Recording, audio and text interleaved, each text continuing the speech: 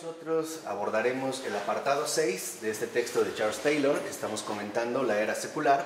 Es la primera parte, digamos, en el apartado 6. Y vemos que en un primer momento, al iniciar, nos da como un breve resumen de lo que hemos venido comentando. Como dice Taylor, hemos estado haciendo un retrato del mundo que hemos perdido. Y un mundo donde las fuerzas espirituales tenían influencia sobre los agentes porosos, en el que lo social se fundaba en lo sagrado y el tiempo secular en el tiempo superior. Más aún, una sociedad en la que el juego entre estructura y antiestructura se mantenía en equilibrio y donde este drama humano se desarrollaba de manera plena dentro de un cosmos, que fue lo último que comentamos, ¿no? La cuestión del cosmos. Esto es lo que ya desarrollamos. Ahora, dice Taylor, bueno, todo esto ha quedado desmantelado y ha sido reemplazado por algo bastante diferente. ¿Cómo ocurrió? O sea, ¿cómo se desmanteló, digamos, toda esta articulación y pasamos a algo por completo distinto? Lo primero que hay que tener en cuenta es que, bueno, hay muchas causas. Por ejemplo, el humanismo del Renacimiento, la revolución científica, el surgimiento del Estado policial, la reforma protestante, y todas son correctas, ¿no? Todas estas causas, digamos, contribuyeron a encauzar el desarrollo de nuestro mundo hacia el punto en el que nos encontramos. Pero debemos tener en cuenta la importancia de un movimiento que adquirió fuerza a finales del periodo medieval y que apuntaba a rehacer la sociedad europea de modo tal que pudiera satisfacer las exigencias del Evangelio y más tarde de la así llamada civilización. Entonces, en este punto, dice Taylor, habría que identificar una tendencia a la reforma, que fue la matriz de la cual emergió la idea europea de la revolución. Entonces, no es propiamente la reforma en cuanto tal, no digamos la reforma con mayúsculas, que de alguna u otra manera todos conocemos, sino más bien una tendencia hacia la reforma que se empezó a gestar, como dice Taylor, hacia el final de la Edad Media. Entonces, esta tendencia a la reforma se podría entender de modo siguiente, y este es, digamos, como un aspecto central. Esta tendencia en particular, que no es la reforma, pero que ya empieza a darle forma a lo que en efecto va a venir después, e incluso va como a colocar las bases de lo que conoceríamos como revolución. Por ejemplo, en el caso de la Revolución Francesa, ¿no? Se podría entender entonces de este modo: una profunda insatisfacción con el equilibrio jerárquico que existía entre la vida laica y las vocaciones renunciantes. O sea, lo primero entonces que se empieza a manifestar es una insatisfacción con respecto al equilibrio jerárquico que hasta entonces se había mantenido, ¿no? O sea, se empezaban a quejar que hubiera esta distinción, por ejemplo, entre las llamadas vocaciones superiores, que tenían que ver con las vocaciones religiosas, y, digamos, el estatus laico de las personas. Se empezaba a establecer una profunda insatisfacción con estas diferencias, que tenía que ver también precisamente con la cuestión misma de la jerarquía. O sea, el cómo estaba ordenado, por así decirlo, el todo de la sociedad. Para que nos demos una idea del impacto que esta insatisfacción que representa la tendencia a la reforma trajo consigo, lo podemos ya ver plenamente maduro en uno de los postulados fundamentales de la Revolución Francesa, y es la noción de igualdad civil. La igualdad civil presupone, o digamos más bien busca establecer, que se anule cualquier tipo de diferencia social. Entonces, no va a haber cuestiones, por ejemplo, que hagan diferencias entre los propios estatus sociales. Entonces, la aristocracia va a ser eliminada a favor de una república democrática, donde todos los ciudadanos son iguales. Lo que vemos, por ejemplo, que en este postulado de la Revolución Francesa ha llegado ya a su etapa, digamos, culminante, es esta insatisfacción con respecto al equilibrio jerárquico. Y que también, y es un punto fundamental a destacar, expresa una misma insatisfacción con respecto a la noción de autoridad, que en la Reforma se verá reflejada sobre todo en la figura del Papa. Por eso entenderemos en su momento cómo se va a tratar de uno de los ejes centrales de crítica que se van a realizar. Ahora, ¿por qué? ¿Por qué esta insatisfacción? ¿Por qué en esta tendencia a la reforma se empieza a postular esta profunda insatisfacción con el equilibrio jerárquico? Porque este equilibrio implicaba aceptar que había muchas personas que no estarían a la altura de las exigencias de la perfección.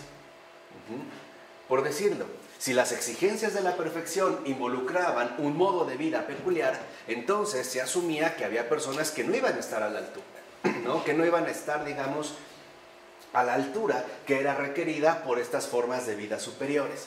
Entonces, de alguna manera, estas personas eran arrastradas por lo perfecto. Y en esto hay algo que va en contra de la fe cristiana, ¿no? Digamos que se empezaba a proponer una especie de elitismo de la perfección. Entonces, dentro de este orden que establecía el equilibrio jerárquico, podríamos decir que también se empezaba a presentar un cierto elitismo, suponiendo que había personas que definitivamente jamás iban a ser aptas para poder entrar a formar parte de este gremio de la perfección, o de lo que podríamos reconocer vocaciones superiores. Pero, como dice Taylor, esto no explica la incomodidad, la creciente exigencia de acortar las diferencias, que también es un rasgo fundamental de la modernidad.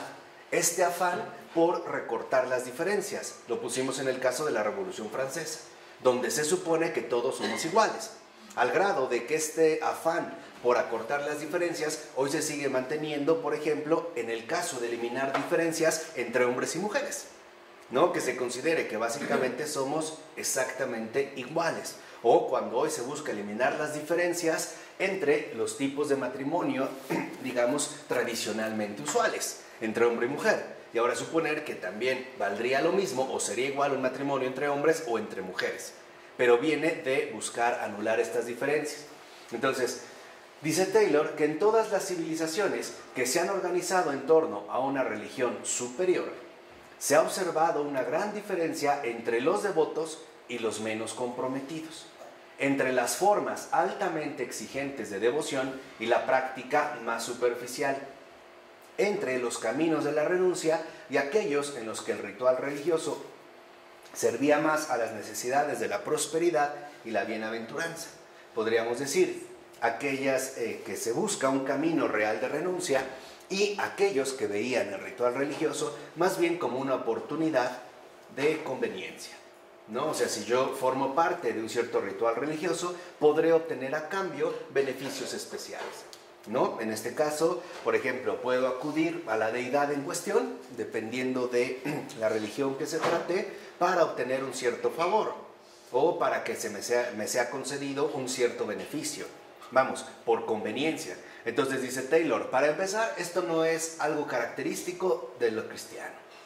Eso es algo que ha estado dado precisamente en todas las religiones, al menos las religiones que podemos considerar superiores. Ahora, con la tendencia a la reforma, que volvemos a repetir, no es la reforma en cuanto tal, ya hablaremos en su momento de la reforma, pero con esta tendencia a la reforma que dijimos tiene como núcleo anular las diferencias y romper con la jerarquía o el equilibrio jerárquico que va imperando, se hicieron serios intentos por estrechar las distancias que existen, o la distancia que existía entre los más veloces y los más lentos.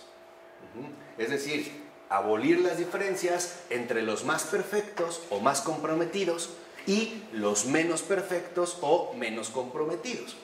Pero este acortar las diferencias no tenía como objetivo primordial abolir por completo las diferencias, como sí lo hizo Lutero. Por eso, en esta tendencia a la reforma, lo que se busca es acabar con las diferencias y anular por completo el equilibrio jerárquico que había venido, digamos, regulando el orden social hasta ese momento. Se busca entonces una transformación de estructura. Esta insatisfacción creció y se manifestó en diferentes movimientos.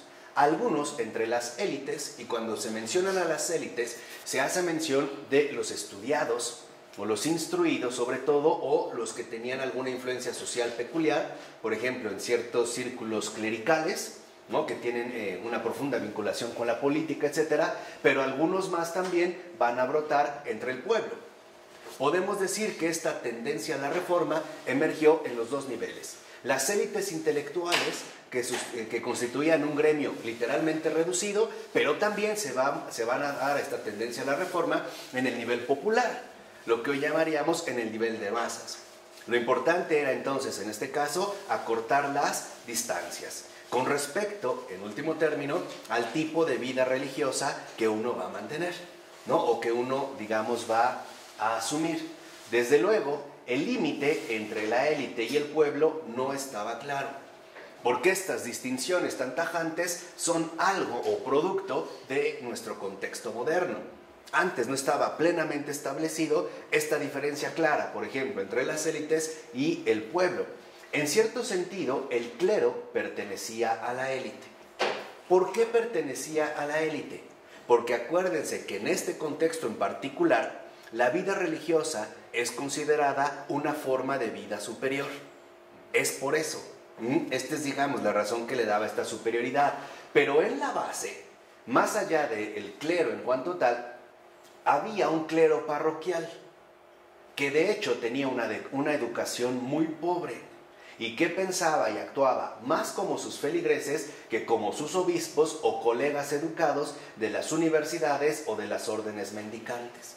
Entonces, esto nos ayuda a entender esta situación en particular.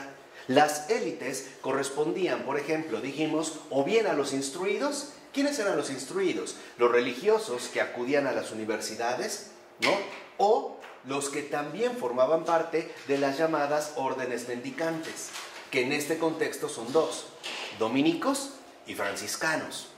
Los dos se van a empezar, por ejemplo, a mezclar bastante con el ámbito educativo, sobre todo con el ámbito universitario. Entonces, por ejemplo, la Universidad de París o la Universidad de Milán, por mencionar quizá las más reconocidas, eran controladas por las órdenes mendicantes. De hecho, va a haber después ciertas disputas entre ellos para ver quién posee una cierta superioridad. ¿Por qué? Porque la orden mendicante de los dominicos tenían como, o tienen todavía como lema, ¿no? Fe, digamos, algo vinculado a la fe y al saber. Entonces, para ellos el estudio es muy importante, de tal manera que eran, digamos, consideradas autoridades académicas. Los franciscanos en un inicio no tenían este perfil académico. De hecho, San Francisco se oponía a la cuestión enteramente educativa, porque para él era más importante la cuestión enteramente pastoral y el contacto, digamos, con el ambiente popular en el cual estaba la gran masa de gente. ¿Vamos? Pero después San Francisco corrige su visión y se da cuenta que también es muy importante acceder al nivel educativo, porque no solo hay que realizar una pastoral, sino que también hay que educar al alma. Por ello, digamos, su primer gran discípulo va a ser San Buenaventura, que va a entrar precisamente al ámbito educado de las universidades. Pero lo que podemos ver es que este clero de élite estaba representado ante todo por los educados, o sea, los que acudían a las universidades, como un Tomás de Aquino en su momento, ¿no? Que va a acudir a la universidad, o bien como los obispos que van a tener un estatus jerárquicamente más elevado.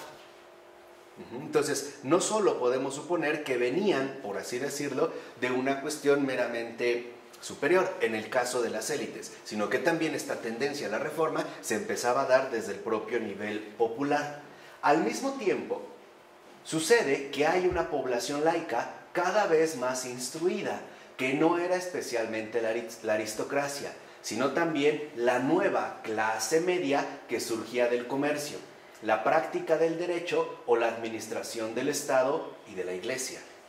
Entonces vemos aquí cómo este fenómeno social es quizá mucho más complicado de lo que podemos suponer. Acuérdense que Taylor nos ha enseñado a no ser reduccionistas, a no simplificar las cosas en exceso, porque esto nos hace perder de vista la complejidad de lo real. Entonces tenemos tres factores. Por un lado, hay un clero, ¿no?, superior, que depende, digamos, de la alta jerarquía, sobre todo los obispos, pero también un clero parroquial que en gran medida se vincula más con el ámbito popular. Dentro de este ámbito popular, a su vez, aparecen las órdenes mendicantes, que unas tienden más al contacto directo con el pueblo, o otros van a quedar, por ejemplo, sobre todo instalados en el ámbito universitario. De hecho, y esto también hay que mencionarlo, los que quedaron ubicados dentro del ámbito universitario van a dar precisamente pie a lo que se ha conocido como la escolástica. Y el error de la escolástica consistió en un solo aspecto: reducir, por ejemplo, ¿no?, la vocación, en este caso religiosa, al ámbito estrictamente académico, desatando disputas que en gran medida eran estériles y, por cierto, también bastante inútiles. Esto se va a generar dentro del ámbito universitario, por ejemplo, de manera muy particular dentro de la Sorbona, y que hoy en día, y hay que mencionarlo, algo se conserva de este perfil académico. Por ejemplo, hay muchos seminarios donde la educación que se les da precisamente a los ahí presentes, a los seminaristas, consiste en manuales escolásticos, elaboración de términos, definiciones y esquemas, alejados ya por completo de la experiencia viva de la fe. Esto hay que presentarlo también, o sea, para dimensionarlo de manera adecuada. Pero también surge a su vez una población laica que cada vez es más instruida por la posibilidad que tiene de acceso a los nuevos órdenes sociales que van emergiendo.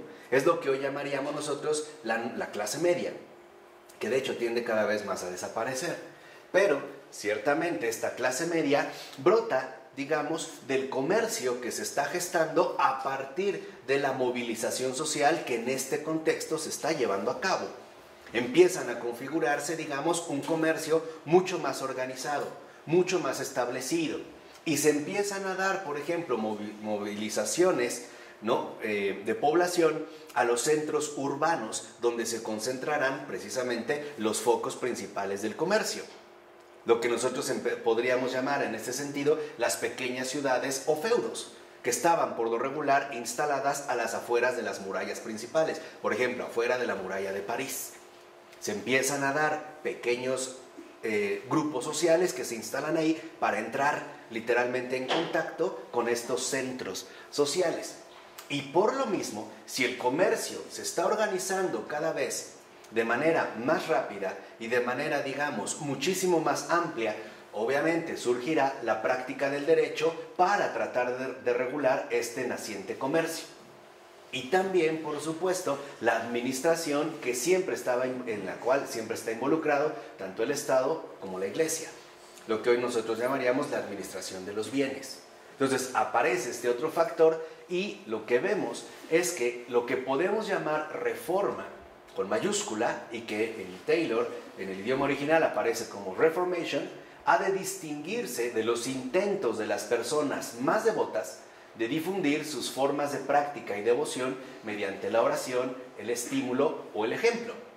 Reform, con R minúscula. Entonces, no debemos ya confundir la reforma con la tendencia a la reforma. La tendencia a la reforma, en pocas palabras, no es literalmente un proyecto establecido. Es un movimiento que se empieza a generalizar en este contexto y que tiene como principal objetivo eliminar las distancias, acabar con el orden jerárquico establecido y también proponer, por así decirlo, alternativas de la vida religiosa. De hecho, es lo que hoy en gran medida sigue sucediendo. Por ejemplo, alguien que dice que no necesita ir a la iglesia para mantener una vida religiosa aceptable o agradable a Dios, si él mismo trata de establecer sus propias pautas de conducta. Es lo mismo, pero en otro contexto, ¿no?, bajo otra, digamos, dinámica particular.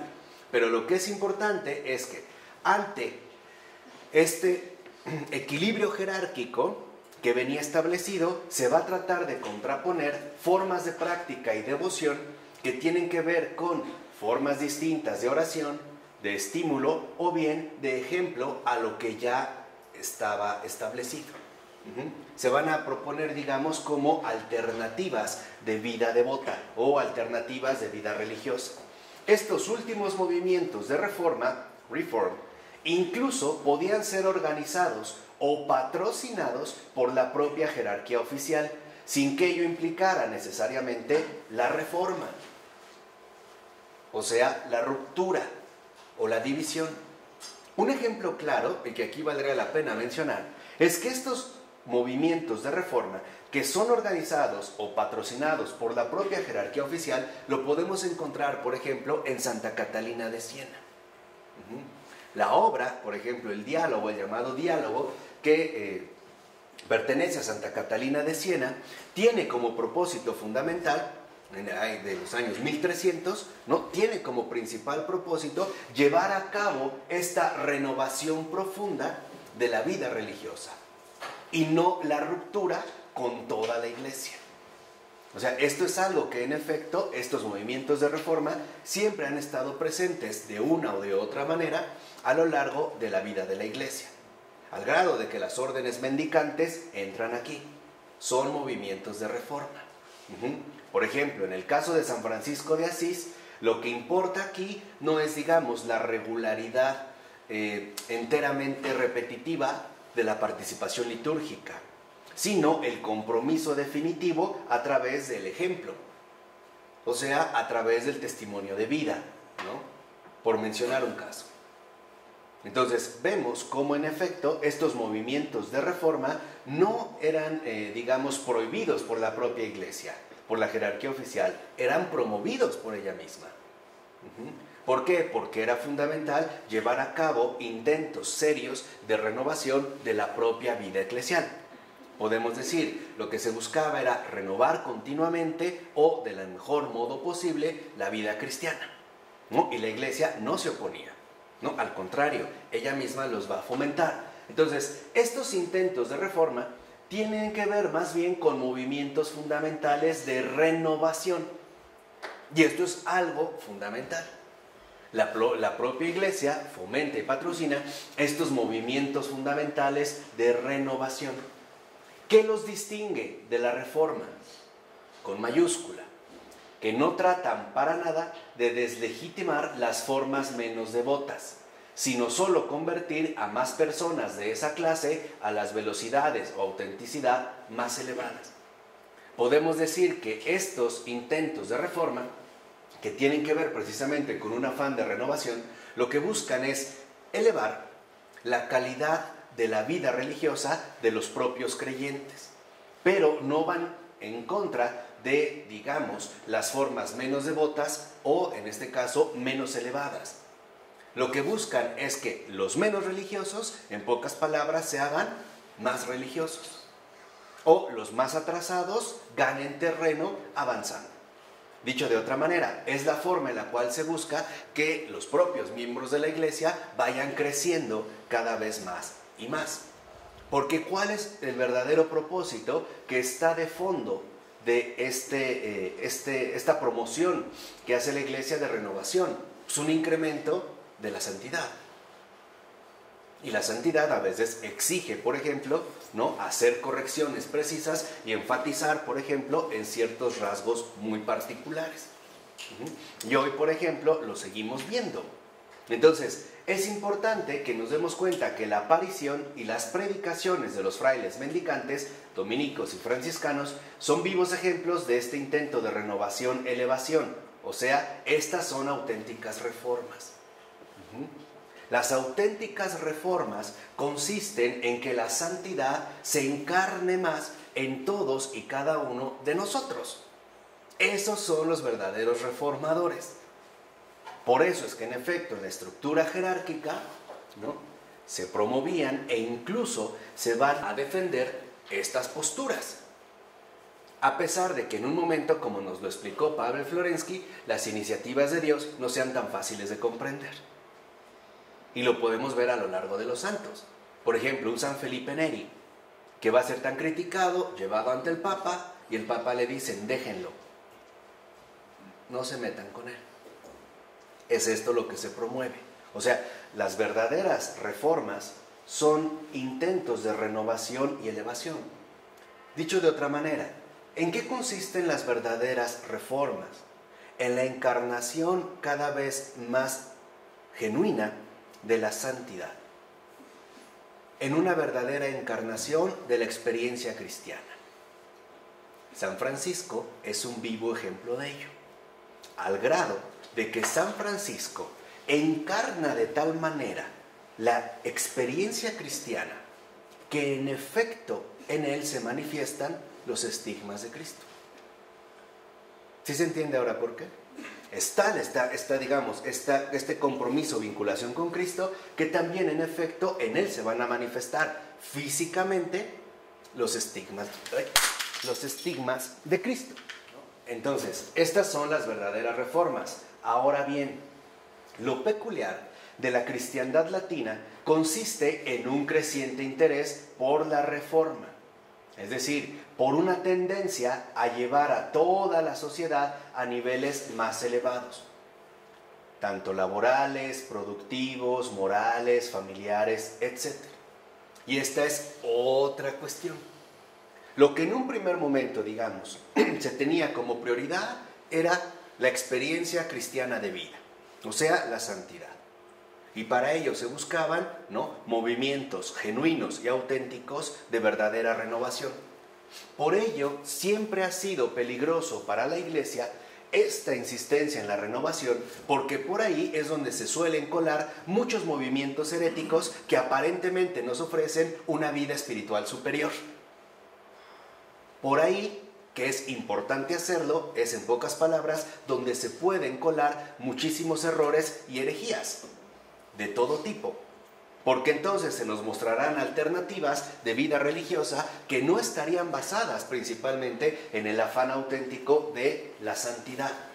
La diferencia es que en la cristiandad latina no solo ahora está como no solo se tiene como un énfasis central la encarnación de la experiencia cristiana, la santidad, sino que ahora se busca elevar por completo a la sociedad entera en todas y cada una de sus dimensiones a niveles más elevados. Entonces, lo que va a buscar, si vimos que se estaba dando el comercio en ese contexto, los intercambios, el derecho, etc., entonces, ¿qué se va a buscar? No solo que la gente sea más santa, sino que sea más trabajadora, más productiva, que adquiera criterios morales cada vez más elevados, e incluso la configuración familiar cada vez más adecuada, etc.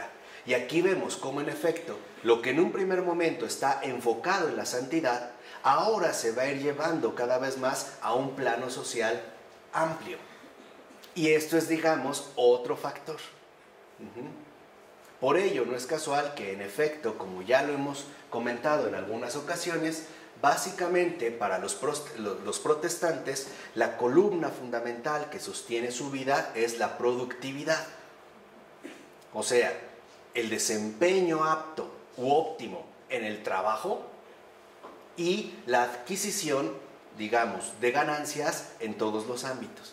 Por eso van a ser los protestantes los que más insistan en la pureza moral, llegando al extremo de los puritanos, a la, digamos, disciplina familiar, como los calvinistas o los luteranos, que tienen, digamos, como motor el llevar a cabo un desempeño laboral sumamente productivo, ¿no? O sea, para un luterano, ser un empresario exitoso es un buen ejemplo de su vida cristiana.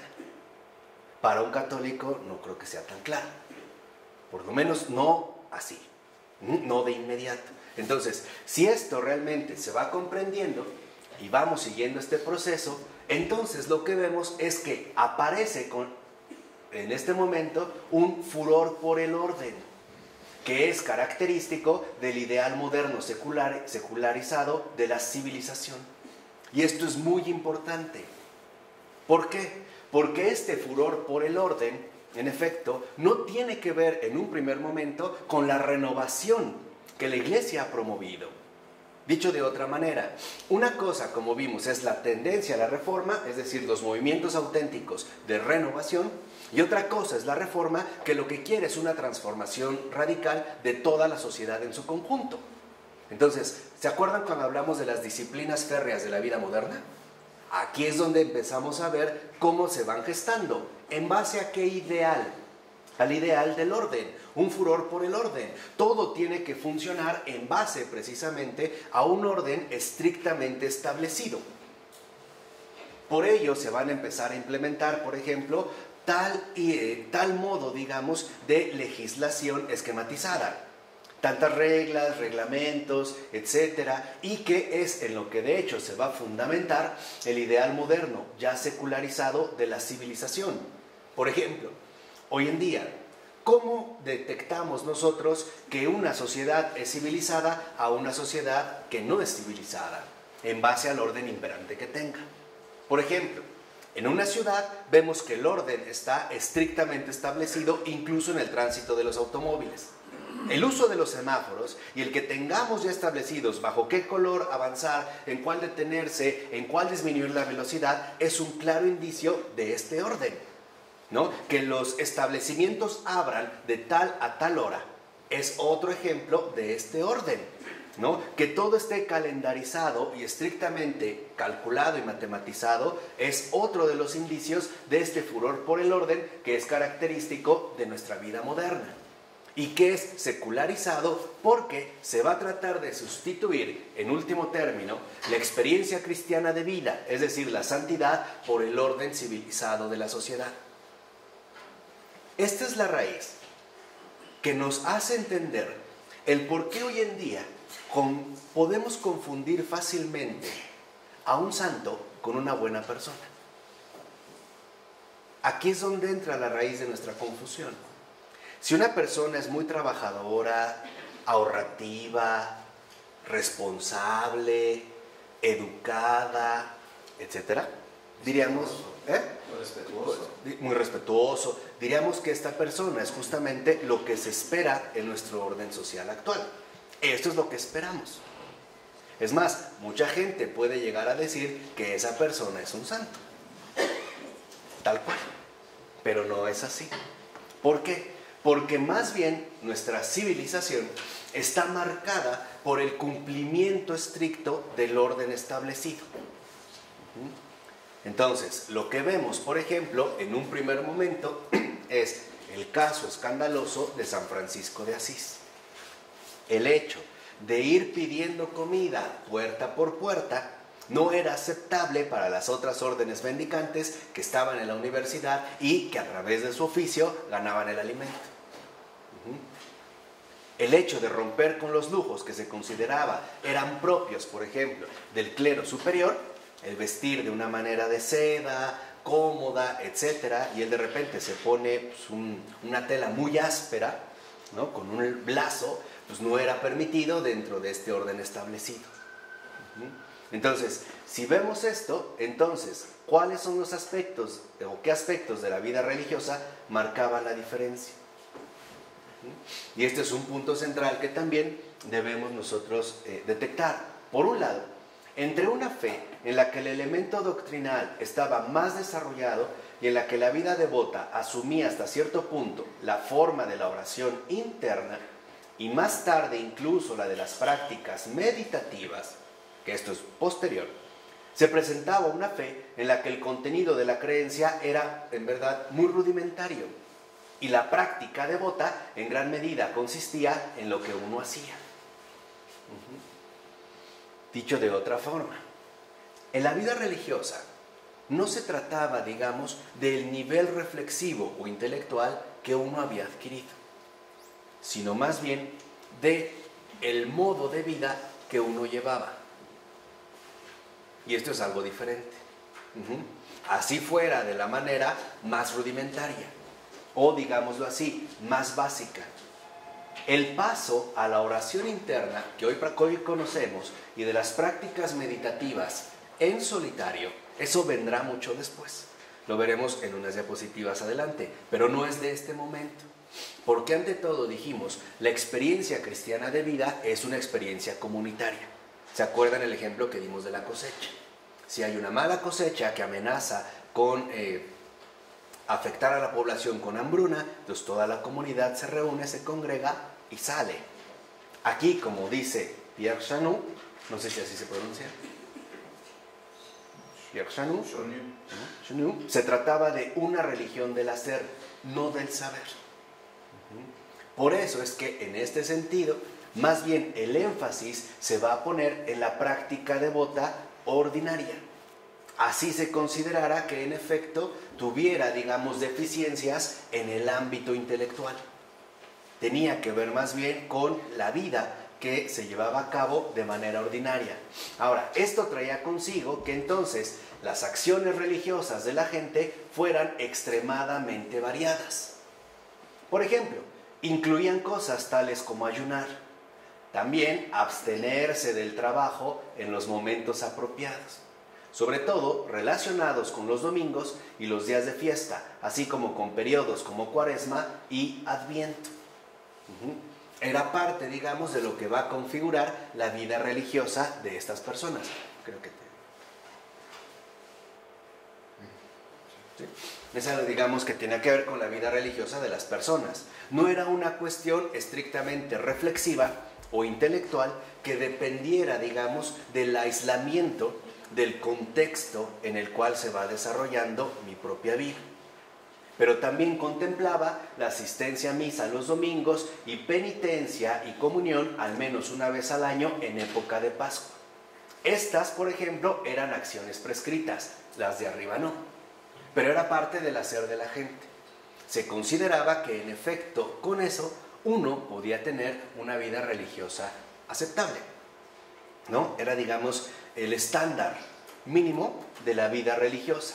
Pero también había una rica gama de actos devotos a los que la gente se consagraba.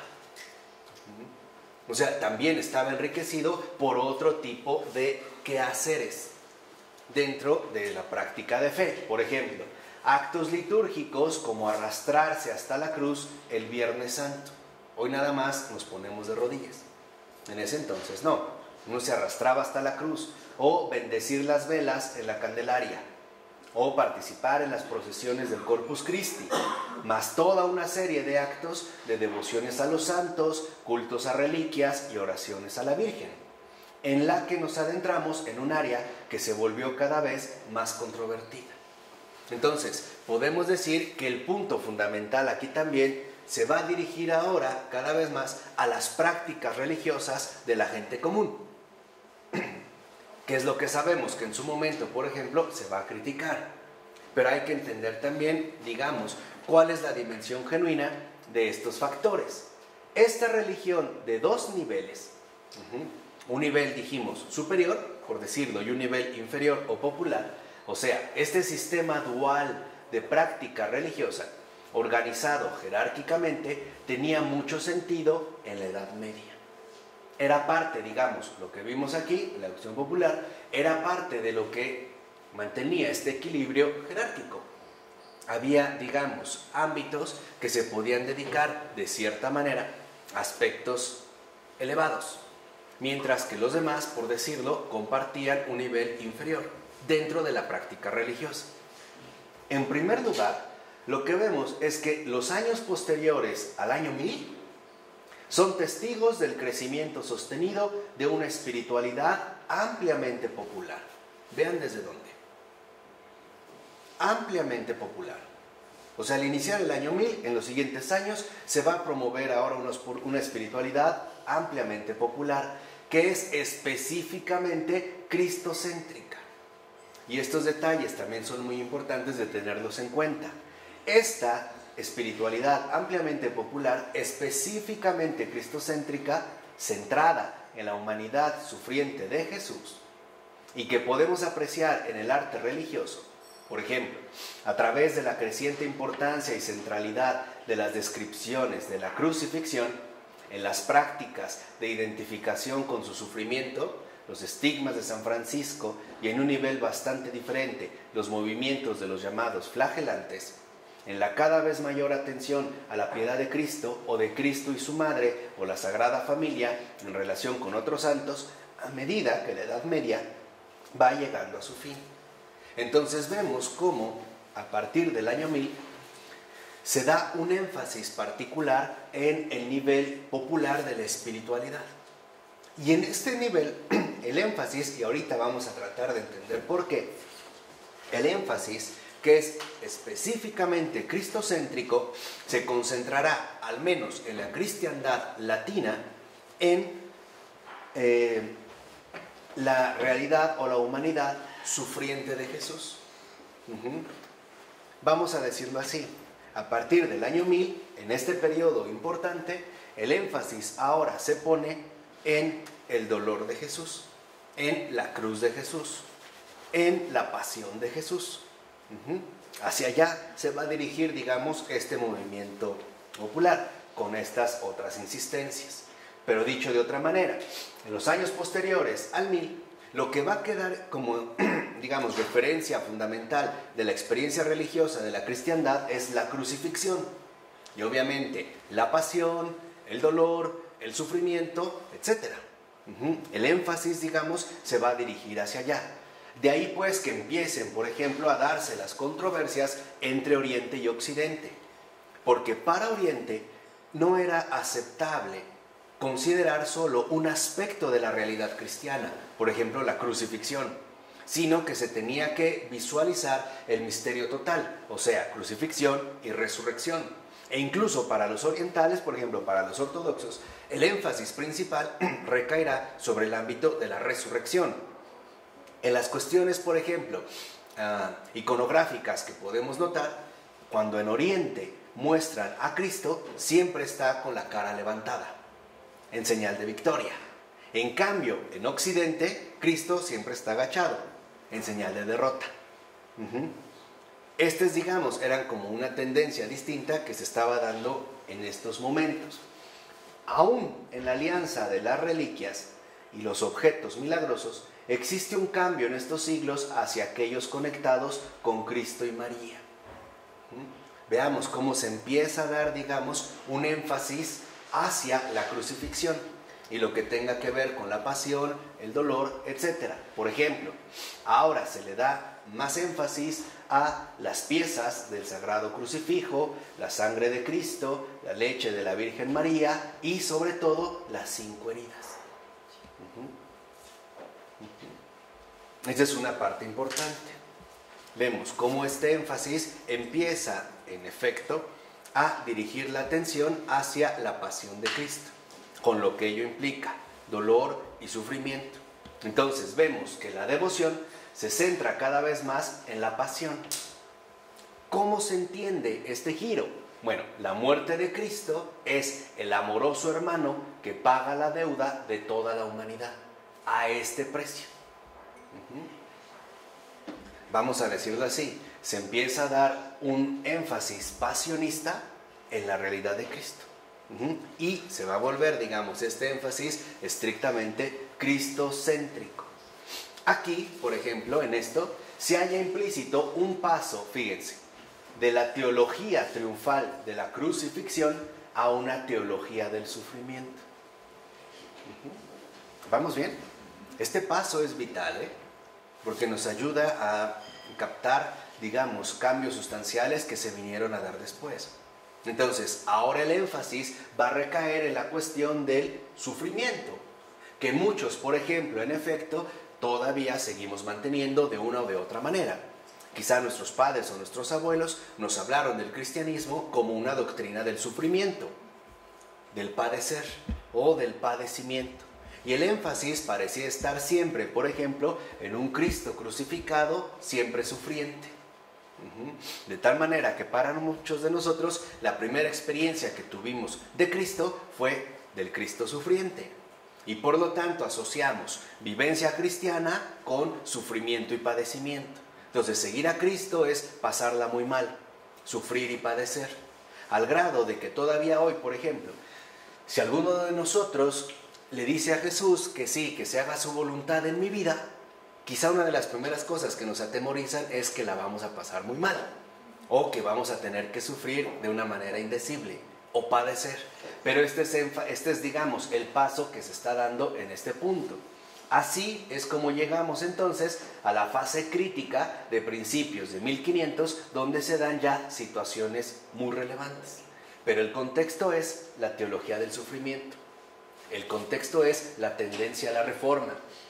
El contexto es también, en este caso, un énfasis peculiar por, digamos, darle una dimensión popular a la experiencia de fe.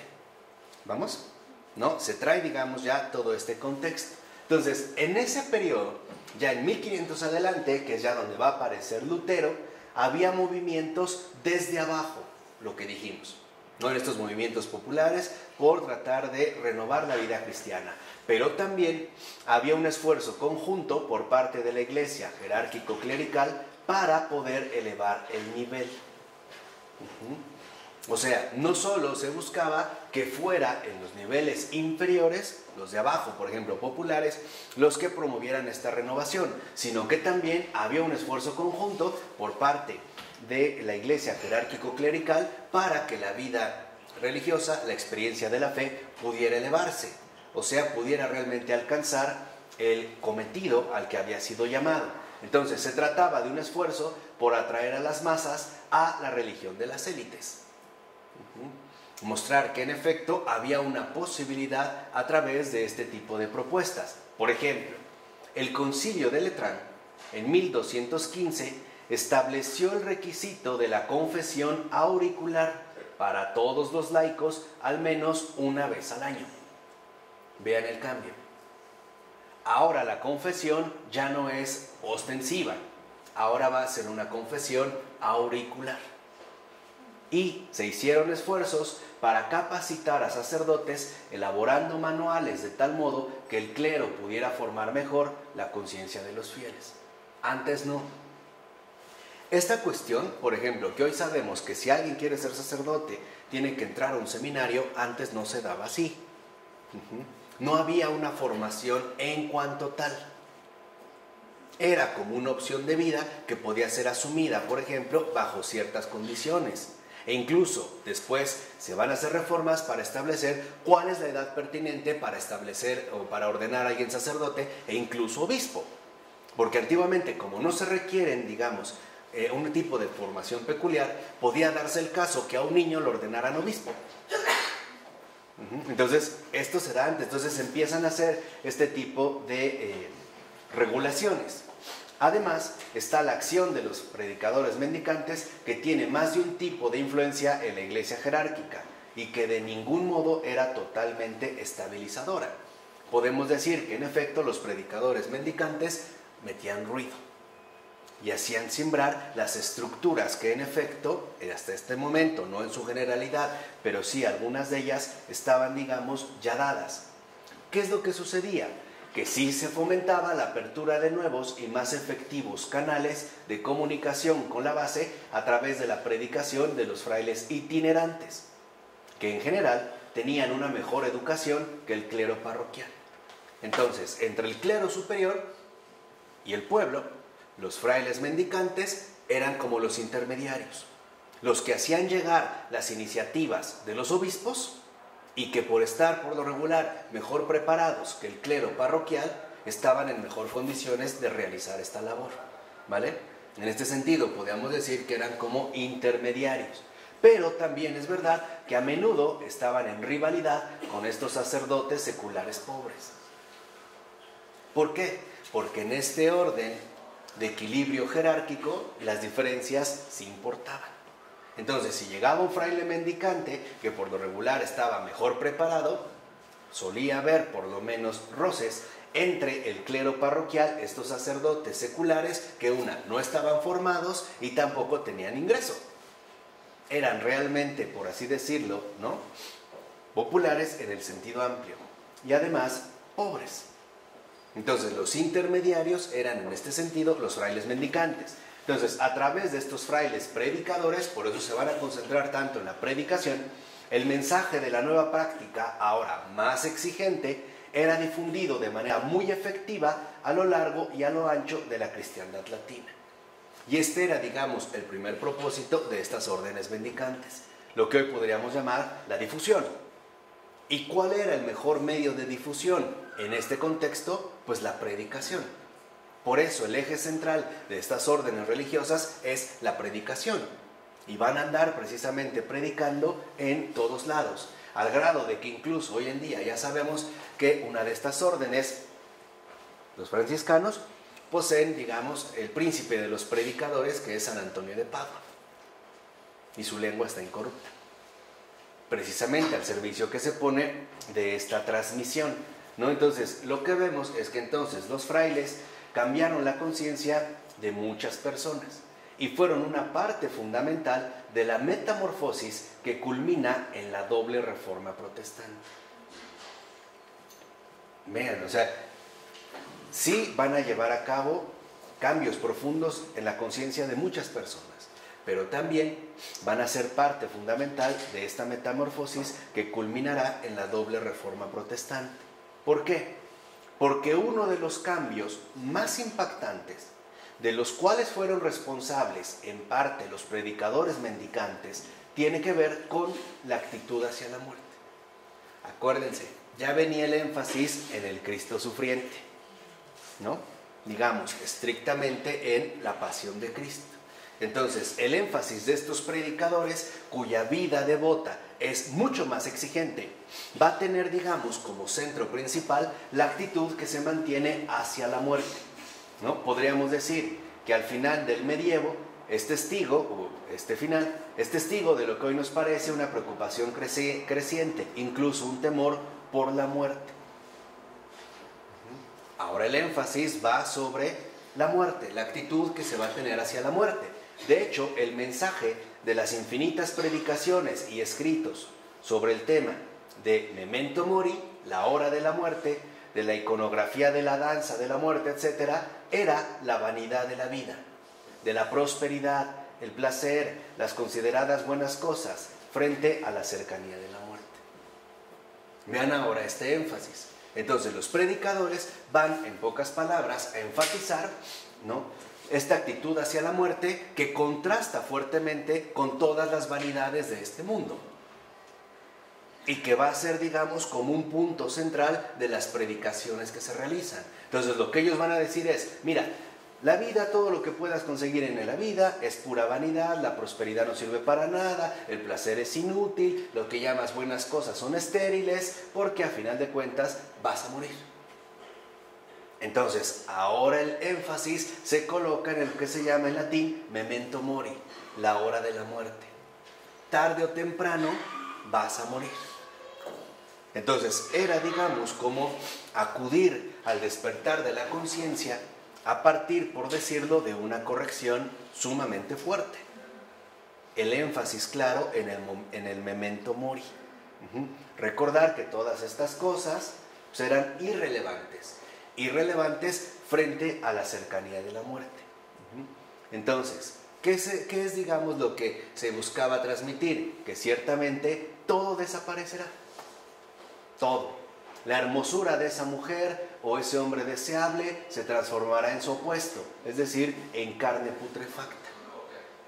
Por eso, digamos, los ejemplos que retoman son ejemplos que tienen que ver precisamente con cuestiones de cadáveres o un énfasis particular en la putrefacción y mostrar, digamos, la irrelevancia de la vida terrenal o de la vida mundana. Lo que vemos es que en cierto sentido, incluso van a llegar a afirmar estas predicaciones, debajo de la apariencia superficial ya son eso. O sea, nosotros, debajo de nuestra apariencia superficial, ya somos carne putrefacta. Ya somos, digamos, gusanos en pleno estado de putrefacción. Lo que ahorita atravesamos es una mera apariencia. Entonces nos vamos a dirigir todos finalmente hacia este fin. Pero, por supuesto que no se trata simplemente de que estas cosas y placeres de la carne pasan y son apenas reales, sino que al ocuparnos únicamente de ellos, estamos descuidando lo realmente importante. Es decir, aquello a lo que nos enfrentaremos más allá de nuestra muerte, el juicio de Dios respecto a toda nuestra vida. Esto viene de las predicaciones mendicantes. Entonces vean este rasgo fundamental y por qué también van a contribuir a la metamorfosis de la doble reforma que viene después. En primer lugar, se busca acceder, ¿no?, al pueblo una predicación mayor, pero para hacerlo utilizan como recurso especial el memento mori, que es muy afín a el énfasis que se ha hecho en la teología del sufrimiento. ¿Vamos bien? Parece como una historia de la iglesia, ¿no? De repente, de la experiencia de la fe. Entonces se da como este énfasis en la crucifixión, la teología del sufrimiento, y después en las predicaciones de las órdenes mendicantes parece que el énfasis ahora recae sobre la vanidad del mundo, de lo que realizamos, y el énfasis claro en el llamado memento mori. Pero no es únicamente porque lo de aquí pasa, sino sobre todo, y es algo que van a recordar estos predicadores, porque estamos descuidando lo realmente importante. ¿Y qué es esto? Aquello que tendremos que enfrentar después de nuestra muerte. Aquello que en efecto nos va a tocar asumir a cada uno de nosotros. Entonces los predicadores no solo hablan, digamos, de la irrelevancia de esta vida presente, sino que ahora el énfasis empieza a quedar instalado en el juicio de Dios. ¿Y qué es lo que Dios va a juzgar? Toda nuestra vida. Por eso es que ahora este énfasis, ¿no?, lo que busca, digamos, destacar es el descuido de lo realmente importante. Entonces, lo que surge en este siglo, como un fenómeno masivo, es una suerte de actitud hacia la muerte que ha sido evocada repetidas veces dentro de cierta élite espiritual desde los primeros siglos. No era algo estrictamente nuevo. Ya desde los primeros siglos de la cristiandad latina, este énfasis, digamos, hacia la muerte y la actitud que deberíamos de mantener hacia la muerte ya estaba presente. Por ejemplo, a San Jerónimo, no sé si han visto representaciones de San Jerónimo, tiene una calavera. ¿No? Dice, a San Jerónimo se le suele representar con una calavera porque se le muestra meditando sobre la muerte. Y por lo tanto, la vanidad o la irrelevancia de esta vida. ¿Vale? Pero ojo, a San Jerónimo se le representa meditando sobre la muerte. Pero todavía no se consideraba o no se ponía el énfasis en el juicio de Dios que vamos a afrontar después de morir. Esto vendrá después. Entonces, ¿y para qué? Precisamente, en el caso de San Jerónimo, para pasar de las cosas que no importan a lo que sí importa. Y este era el énfasis. El énfasis entonces no es una especie de actitud morbosa hacia la muerte o hacia lo putrefacto, sino el reorientar toda nuestra atención de vida a lo esencial y poder entonces diferenciar con claridad lo que sí importa de lo que no importa. Porque cuando nosotros en efecto establecemos esta pregunta, ¿qué es lo que verdaderamente resulta ser importante?, ¿no?, esta respuesta involucrará, por ejemplo, que muramos al mundo y vivamos para Dios. Aquí es donde empezamos a ver como estas tensiones que se empiezan a marcar entre renuncia por completo al mundo para entrega total a Dios. Y para hacerlo, digamos, la estrategia pedagógica que se utilizó era el memento mori. Y más aún, el elemento, digamos, muchísimo más peculiar o especial del juicio de Dios después de la muerte. Entonces, en cierto sentido, esta espiritualidad de la muerte de fines de la Edad Media significó un importante paso hacia la superación del sistema de velocidades múltiples. Ahora ya no importa tanto, como vimos, quiénes son los rápidos y los lentos, quiénes son los que van avanzados y quiénes son los que van retardados. Ahora lo que importa es que todos vamos a morir y todos vamos a tener que enfrentar el juicio de Dios después de nuestra muerte. ¿Y qué es lo que se va a valorar o qué es, digamos, lo que se va a tener que responder en este juicio? ¿Qué hicimos en nuestra vida y si esto que hicimos era realmente lo que importaba o no? Se empieza a dar entonces ahora un especial énfasis hacia este tipo de cuestiones. Entonces, lo que vemos es que también las propias élites van a evolucionar y van a surgir nuevas e importantes diferencias, la más importante de las cuales estalló en 1517, con consecuencias cataclísmicas para la cristiandad latina. Entonces, vamos viendo, digamos, los pasos fundamentales de este recorrido y vemos que en efecto en 1517 ya estalla precisamente, ¿no?, esta evolución que hemos tratado de ir siguiendo. ¿Por qué? Porque la noción de un juicio común que engloba a todos al final de los tiempos fue una parte central de la fe cristiana desde sus inicios. Esto sí, se habla del juicio final y esto se tenía claro desde los inicios, pero no se hacía mención o no se había hecho mención de un juicio particular. Esto viene mucho después. No era algo que estuviera establecido desde el comienzo. Sí se tenía clara conciencia desde los inicios del cristianismo de un juicio común, en el cual serían englobados todos al final.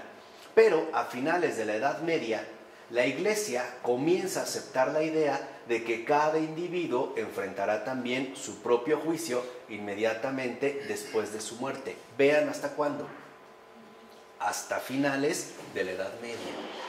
La Iglesia empieza a aceptar la idea entonces de que cada uno de nosotros afrontará su propio juicio, más el juicio común o el juicio final.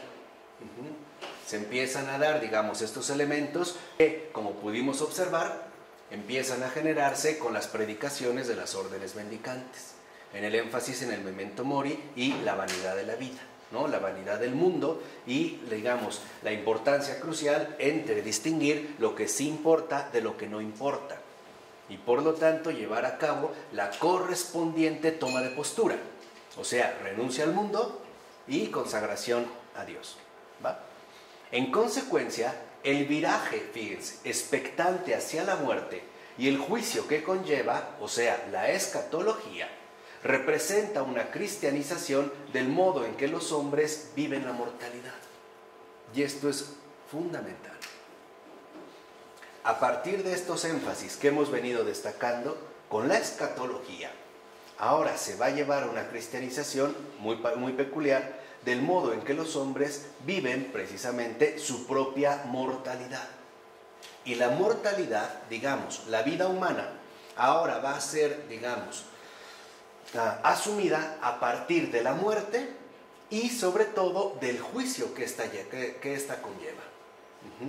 Esta experiencia o la manera en la que los hombres viven la mortalidad, en efecto, va a poner al descubierto otros aspectos que a partir de aquí se irán tomando muy en cuenta.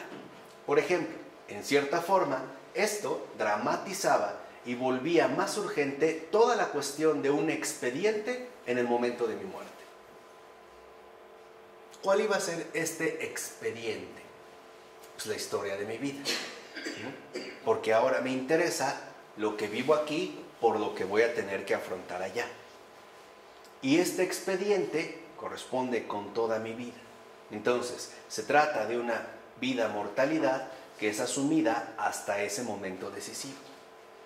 Dicho de otra manera, aquí entonces se empieza a poner un énfasis especial en que nosotros vivimos para morir y asumir el juicio de Dios. Esa es la línea. Entonces, cada uno de nosotros, en efecto, buscará ir como configurando de la mejor manera este expediente. Entonces vemos cómo desprecio por el mundo, dramatización de la muerte e insistencia en la salvación personal emergen juntos. Estos tres factores van de la mano. En un primer lugar, desprecio por el mundo. Todo lo de aquí es irrelevante. Todo lo de aquí finalmente es pura vanidad que no sirve absolutamente para nada. Y esto tenía que ver también, seamos sinceros, con cierta propaganda de los predicadores. Porque lo que también van a tratar de decir es la vida que hemos asumido es la mejor. Las demás no valen, ¿no? También digamos como un medio propagandístico. Pero también hay una dramatización de la muerte. Lo vimos, este hecho de que se habla mucho de putrefacción, de descomposición del cuerpo, de desechos, etc. Y el énfasis que se pone ahora en la salvación personal. Entonces, ahora ya no importa tanto la vida devota en cuanto tal, sino cómo me va a ir en el juicio. Esto hace que ahora, digamos, en la experiencia profunda de la fe, cada uno esté preocupado por su propia salvación, por el expediente que va a presentar o por el tipo de vida que ha llevado. Entonces, aquí se revela lo complejo que es comprender por qué se produce este cambio y de hecho no hay una única respuesta para que nosotros podamos, digamos, tratar de definir por completo este fenómeno. Lo que no hay duda es que el cambio en alguna medida fue inducido por las élites clericales, como parte del esfuerzo total de la cristiandad latina por elevar el nivel de la devoción y la práctica religiosa del conjunto de la sociedad. Esto sí. Hoy vemos, por ejemplo, que la iglesia, vamos a decirlo, las élites clericales, en general se mueven por un camino completamente diferente. Por ejemplo, hoy no está presente como tal el desprecio del mundo, sino la transfiguración del mundo. Hoy no hay una dramatización de la muerte, sino una exaltación de la vida. Y hoy no hay una insistencia en la salvación personal, sino una insistencia en la salvación comunitaria. ¿Por qué? Porque el trasfondo de estos momentos ya no es la teología del sufrimiento, sino la teología de la misericordia para estos tiempos. ¿Y por qué? Por el acontecer histórico en el cual vivimos, tan sufriente ya en su realidad concreta, especialmente con los cambios drásticos que se van gestando en el siglo XIX y este siglo literalmente tan doloroso y sufriente para la humanidad entera como lo fue el siglo XX, donde se han dado los grandes genocidios, 2 guerras mundiales y muchísima destrucción masiva hasta el siglo XXI. Entonces, si antes se buscaba despertar las conciencias a partir de estos elementos, hoy en día la Iglesia no es que haya renunciado a esto, es que nuestro contexto es diferente y las necesidades de las almas en estos tiempos son otras. Por eso es que hoy en día no se da el énfasis en la dramatización de la muerte, porque muchos ya estamos muriendo en estos tiempos, ¿no? Somos, como diría Nikolai Gogol, almas muertas, por la falta de verdad en nuestras vidas, por la falta de Dios. Sería ya como una crueldad inmensa, entonces todavía enfatizar en la muerte. O, por ejemplo, insistir en el desprecio del mundo, cuando ya el mundo mismo, en su configuración actual, nos desprecia de 1001 maneras. Desde que no tenemos boleto VIP, no podemos estar a tal lugar, hasta el hecho de que no podemos entrar a ciertos restaurantes porque no vamos vestidos de esa forma. Entonces, de desprecio ya estamos saturados, ¿no? De mortalidad también. Y de individualidad también. Por eso es que en este tiempo el acento ha girado hacia la teología de la misericordia. Y a muchos les está costando trabajo recibir esta indicación, porque seguimos anclados en un desorden profundo que se llama dolorismo. Y seguir pensando que en efecto tengo que armar bien mi expediente a partir de una vida profundamente desdichada y dolorosa para que pueda acceder a la felicidad del cielo. Y eso no es así, y menos en estos tiempos, Hoy en día lo que el Señor está haciendo es muy especial. Lo que el Señor está haciendo es restaurando y rescatando un montón de vidas destrozadas. Hoy el Señor lo que está haciendo literalmente es recogiendo a un montón de almas desdichadas, donde ahora lo que necesitan no es que se les hable de la muerte, sino de la vida. No digamos de el ejercicio profundo de la penitencia, sino de la confianza en la misericordia y de la ternura y cercanía de Dios hacia nosotros. Cuando Cristo habla con el rico, no le dijo de hacer penitencia, le dijo darle dinero a los pobres. ¿Sí? No dice ve y entonces date 40 latigazos, ¿no? Y lastímate y luego ven. No, o sea, se trata, digamos, de un perfil distinto, que estamos viendo el porqué en este énfasis en la cristiandad latina, ciertamente, y hay que considerarlo. Me parece que en estos factores sociales que se vienen dando, sí perdimos de vista al buen Padre, al Padre bueno, a Dios Padre bueno. Por eso es que de cierta manera para nosotros Dios sigue siendo como atemorizante, como castigador, como disciplinario, como carcelario, como áspero. Pero ha sido por este énfasis que se va dando en este contexto en particular.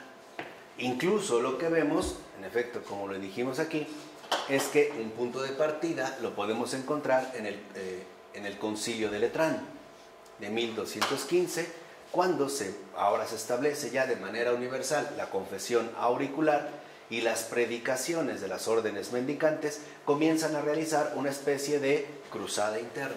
Ahora ya no se trata de ir al exterior, sino de acudir al interior. Renovar, por ejemplo, al propio cuerpo eclesial, ¿no? A los propios fieles, o en este caso también podríamos decir a los propios creyentes. ¿Qué sobresale en este contexto, en estas predicaciones? Pues la cuestión de la penitencia, el enfrentar los hechos de la mortalidad con la muerte y su respectivo juicio, y el hecho de actuar en consecuencia. Pero aquí vemos también un rasgo peculiar que se va a desprender. Si en estas predicaciones sobresale la cuestión de la penitencia, porque entonces estás basado en puras vanidades, cuestiones irrelevantes, ¿no? En tu vida que ahora es pura mortalidad y finalmente vas a morir y entonces te vas a enfrentar a las llamas del infierno que ahí te están esperando y al juicio, digamos, como terrible de Dios, pues la gente empieza a actuar con miedo. Y este fue un gesto que también heredamos. Se empieza a heredar un temor. Porque de antemano incluso hay todavía, digamos, como rasgos de este desorden, donde a lo mejor a muchos de nosotros, cuando éramos niños, nos dijeron, no hagas esto porque si no Dios te va a castigar. Esperando el menor momento, en pocas palabras, para dañarme. O Dios que lo ve todo, ¿no? Te va a castigar, ¿eh? Te está viendo, o sea, es un metiche chismoso, ¿no? Sí, tal cual. Sí, eso es, por ejemplo, la reacción que tuvo Sartre, ¿no? Cuando dijeron que Dios lo veía todo, entonces él le impresionó mucho la cuestión del ojo, ¿no? Se sentía como invadido, ¿no? En esta, digamos, realización de su vida. ¿Por qué? Porque en efecto la noción del juicio, en este caso, lo vimos, no está precisamente enfatizado con la resurrección, sino con la muerte, con la crucifixión, con el padecimiento. Podemos decir que así como en el credo, sabemos que Jesús descendió a los infiernos, pero resucitó al tercer día. Y te parece que nosotros nos quedamos con esta cuestión. El peligro de irte al infierno. Y esto hay que corregirlo, porque en la vida cristiana no es central el miedo al infierno. En la vida cristiana lo central es el amor al cielo. Y esta es la base. Esta es, digamos, como la médula central de la experiencia de fe. No un miedo al infierno, sino un amor al cielo, que se ha abierto para todos y cada uno de nosotros. Esta es una parte fundamental. Por eso les decía que es peligroso cuando a veces nos queremos quedar solo en un aspecto de la realidad de Cristo, ya fuera en el caso de la crucifixión o en el caso de la resurrección, porque también eso es perder de vista las dificultades inevitables que tendremos que atravesar, pues, en este mundo, ¿no? Entonces, en esta cruzada interna, lo que vemos es que en efecto la enseñanza del juicio individual podría considerarse como parte del arsenal de esta cruzada interna. Es tanto como decir, pórtate bien, porque si no, Dios te va a juzgar a ti. Ya no solo es una cuestión global, sino que también en este sentido te va a juzgar a ti. Pero por otro lado también podríamos afirmar que no solo la escatología promovió la individuación, o sea, el hecho de que empezáramos a comprender nuestra realidad en términos enteramente individuales. Ahora ya no se trata de qué va a pasar al final, sino de qué va a pasar cuando yo me muera. Y acercarse a este punto inevitable de nuestra existencia profundamente atemorizados. No sé si recuerdan, por ejemplo, ahora la cuestión que nos planteó Joseph Ratzinger cuando estudiamos la introducción al cristianismo, que es muy hermoso, que dice que debemos de escuchar bien a Dios, ¿no? Desde el punto que nos dice, por ejemplo, no teman, cuando viene, ¿no? Que nos dice, no teman, soy yo. No con miedo, no con estas, digamos, estrategias, que en este contexto quizá son necesarias, sino atendiendo a la realidad de estos tiempos, sino que también, en este caso la escatología, no solo promueve la individuación, sino también lo contrario, o sea, la ruptura de ciertos esquemas de vida tradicionales. Por ejemplo, campesinos que dejaban el pueblo para vivir en la ciudad, nuevos grupos con movilidad social que eran empleados en instituciones comerciales, jurídicas o administrativas, nuevos gobernantes autodidactas en la Italia del Renacimiento, etc.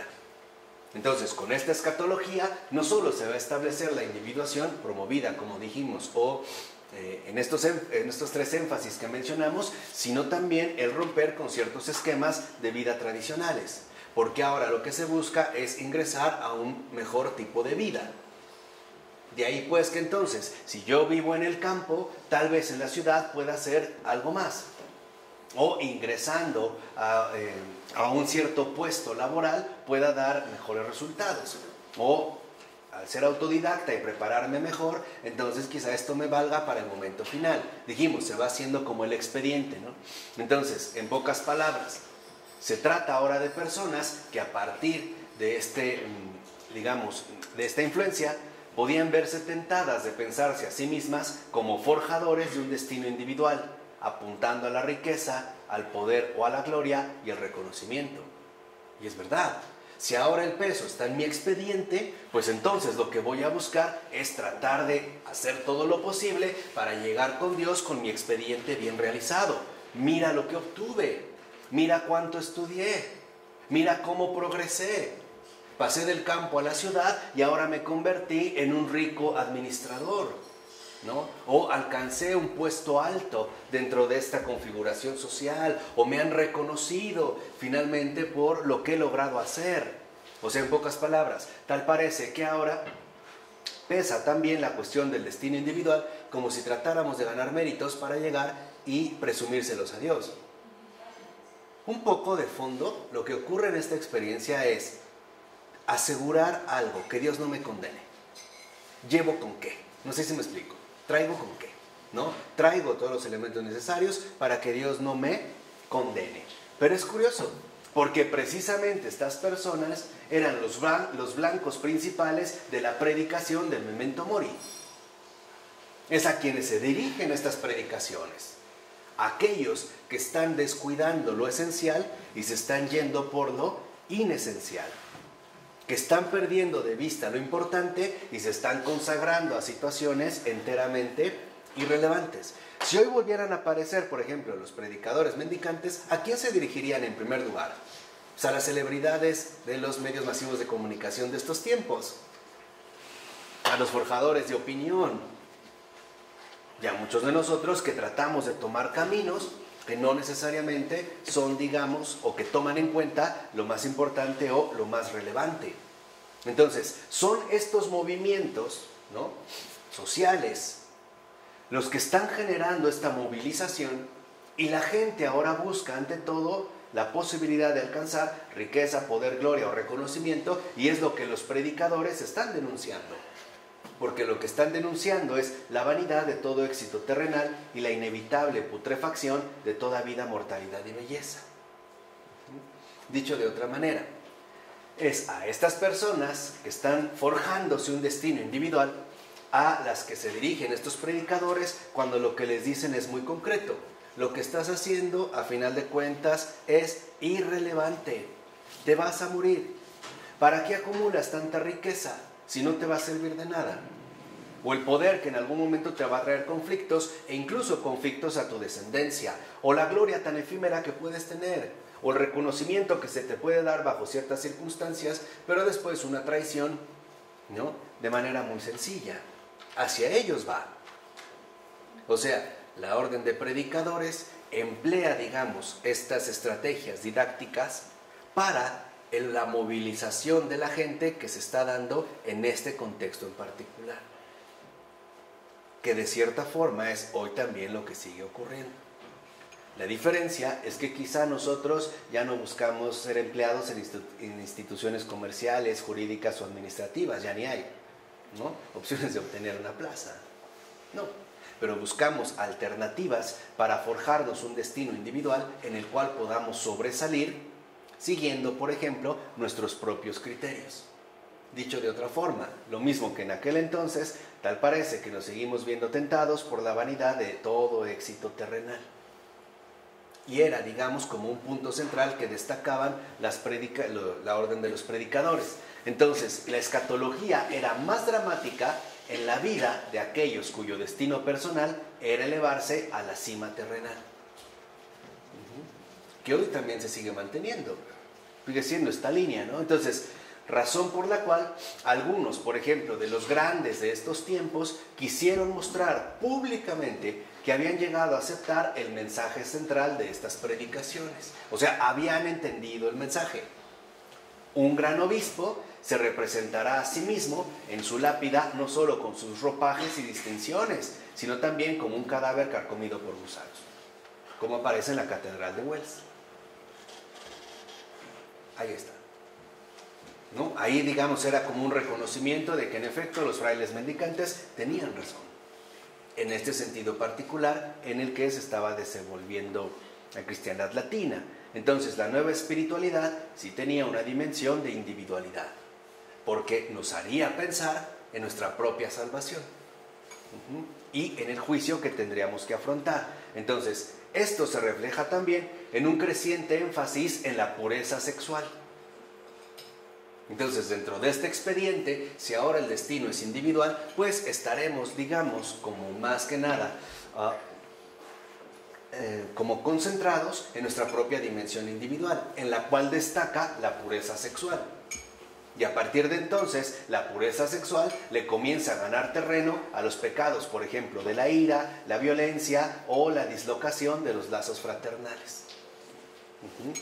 Empezamos a ver también cómo se empiezan a mostrar efectos a partir de estas predicaciones. Si ahora es individual, pues tal parece que en lo individual lo que más puede afectarme es la cuestión sexual.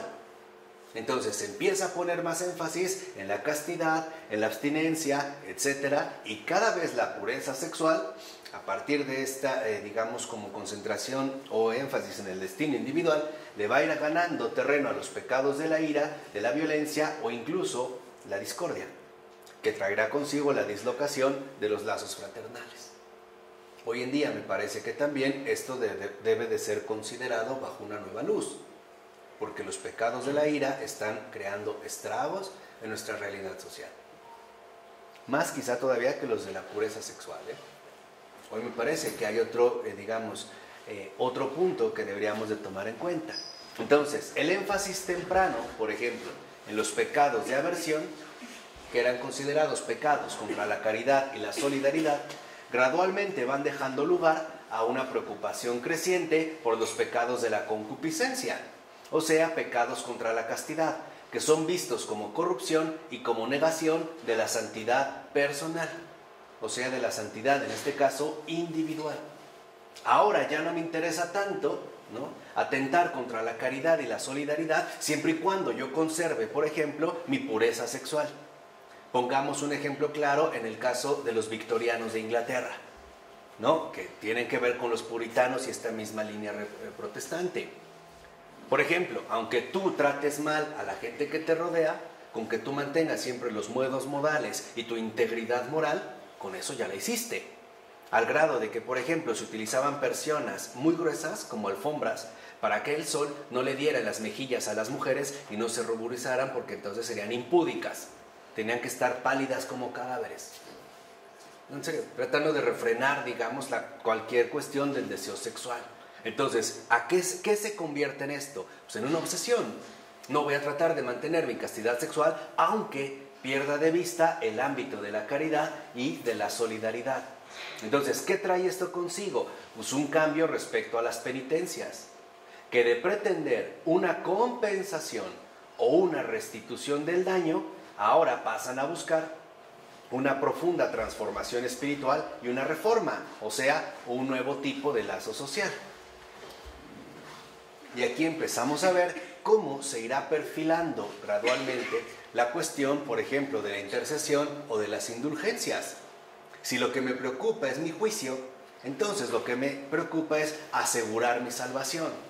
Y si tiene que ver con cuestiones de un nuevo tipo de lazo social, aparecerá entonces la preocupación individual por la muerte y el juicio, y se buscará una nueva solidaridad de la intercesión. ¿Qué se empieza a poner en práctica? Los vivos pueden rezar por las almas de los muertos, o bien llevarles alivio. Por ejemplo, el aterrador destino individual puede afrontarse gracias a la ayuda mutua. Como no estoy muy seguro cómo me va a ir en el juicio, pues entonces me ayudan. Exactamente, ¿no? Ahora, digamos, rezarían por mí. Esto es parte de lo que interviene en el tremendo ascenso del purgatorio, como punto central del interés y la acción espirituales. Vamos viendo cómo se va configurando. Y es un proceso gradual, que en efecto tiene aciertos, pero también debilidades. O como decía Pascal, hay grandezas, pero también hay miserias. Porque en este mundo, y en el proceder en este mundo, al hacer bien, a veces también se suele dañar o traer otras consecuencias, y lo vemos aquí. Por eso, para la siguiente, nosotros retomaríamos la cuestión del purgatorio y de qué forma en particular todo este, digamos, avance que hemos hecho va a repercutir en la aparición y la gestación ya propiamente de la reforma. Y, digamos, también lo que va a traer consigo para nuestra experiencia de fe actual. ¿De acuerdo? ¿Sí? Vamos a ver hasta aquí. En nombre del Padre, del Hijo y del Espíritu Santo. Amén.